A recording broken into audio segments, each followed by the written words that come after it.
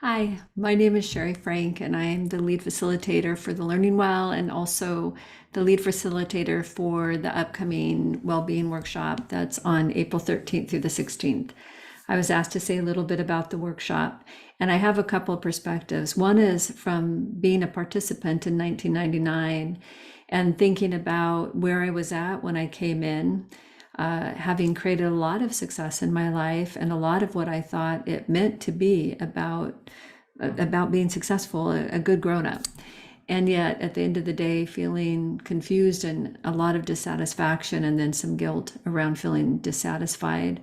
I walked out with tools and skills and also awareness from the experience itself, uh, just thinking I had finally got what I was looking for, like this handbook on how to live a good life, knowing that it's not about always being happy, that there's a lot about navigating uncertainty and my own vulnerability and change. And I got that in well-being. And since then, I use these skills every day to help me create a life that I love and that I value, to connect more deeply with the people in my life and who I'm relating with, and to love myself more and to be on my own side.